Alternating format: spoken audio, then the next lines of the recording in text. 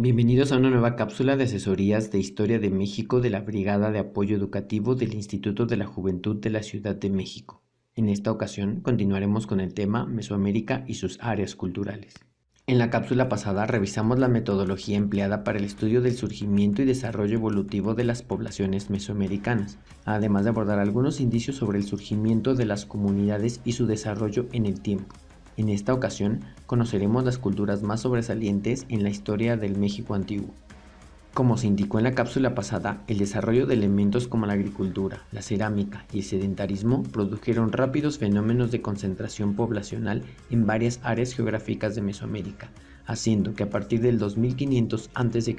ya existieran asentamientos que experimentaron una profunda revolución urbana. Estos se caracterizaron por el trazado de un centro político y religioso de alta escala, al centro de una serie de emplazamientos circundantes en los que fueron creados edificios administrativos, centros religiosos menores, talleres artesanales, sistemas de drenaje y canales para agua potable, viviendas de diferentes tipos y zonas de cultivo. De esta manera arranca el periodo preclásico, desarrollado entre el 2500 a.C. y hasta el 1200 después de Cristo, que se caracterizó por el dominio de la agricultura, la formación de los primeros centros urbanos y la presencia de una marcada división de la sociedad en grupos estratificados. Los primeros centros políticos de importancia emergidos durante este periodo fueron Tlatilco, ubicado en la zona norte de la región del lago de Texcoco en el área geográfica del centro de México. Esta civilización se desarrolló del 2500 a.C. hasta el 500 a.C. Teotihuacán, surgida en la región del Valle de Apan entre el 1200 a.C. y el 400 a.C., que sin embargo alcanzaría un gran auge muchos años más tarde, durante el siguiente horizonte cultural. Cuicuilco, ubicada en la zona sur de la región del lago de Texcoco, que se desarrolló entre el 800 a.C. y el 250 después de Cristo. Y Copilco, que se desarrolló entre el 300 a.C. y hasta el 100 después de Cristo, todas ubicadas en el área del centro de México.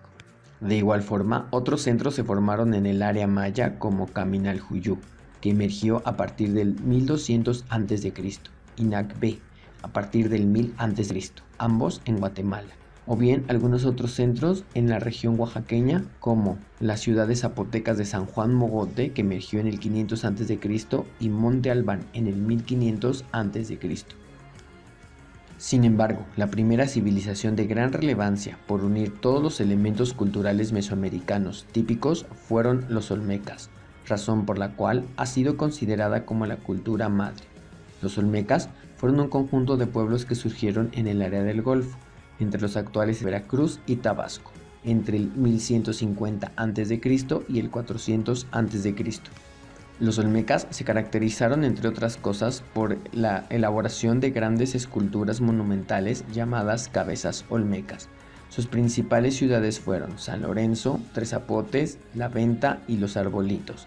Se piensa que llegaron a ejercer mucha influencia sobre Tlatilco en el altiplano central de la región del lago de Texcoco. Sin embargo, aún es un misterio el motivo de su caída.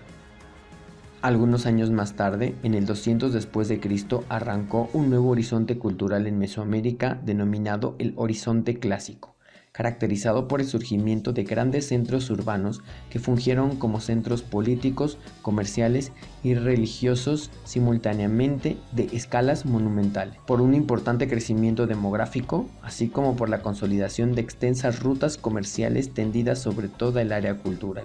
Durante este periodo se desarrollaron civilizaciones como el pueblo teotihuacano en la región del Valle de Apan en Hidalgo, en el área geográfica del centro de México, denominada así por los pueblos indígenas que la visitaron muchos siglos después de su caída, puesto que creían que debido a su grandeza en tamaño y esplendor, era la ciudad mítica donde los dioses habían creado al sol y a la humanidad. Por ello, Teotihuacán es considerada la ciudad de los dioses. No obstante, en su tiempo de auge, esta ciudad experimentó un gran crecimiento entre el 200 después de Cristo y el 600 después de Cristo. En el área geográfica de Oaxaca se desarrolló el pueblo zapoteca en ciudades como Mitla y Monte Albán, que experimentaron su auge entre el 300 después de Cristo y el 500 después de Cristo. Estos pueblos se caracterizaron por el trabajo de alfarería, la orfebrería y la mica, A su vez, diversos pueblos mayas que se desarrollaron en el área maya, desde Chiapas, Campeche, Yucatán y hasta Belice, se caracterizaron por la creación del cero y por tanto del sistema vigesimal, la exacta predicción de eclipses y fenómenos astronómicos y la creación de un sistema de escritura abecedárica plasmada en las grandes estelas de piedras que construyeron, además de la elaboración de mitos que han quedado plasmados en la posteridad como el Popol Vuh y los diferentes Chilam Balam. Entre sus principales ciudades se encontraron Uxmal, Copán, Tikal, Palenque y Calakmul, desarrolladas entre el 200 después de Cristo y el 900 después de Cristo. Todo apunta a que la caída del clásico se debió a la constante inestabilidad política que resultó de la expansión de los centros desarrollados en este periodo, pues de manera simultánea las tres áreas experimentaron la caída de sus centros de poder. Por otra parte, la incursión de grupos chichimecas provenientes de Aridoamérica terminaron por colapsar las formas de vida alcanzadas durante el clásico.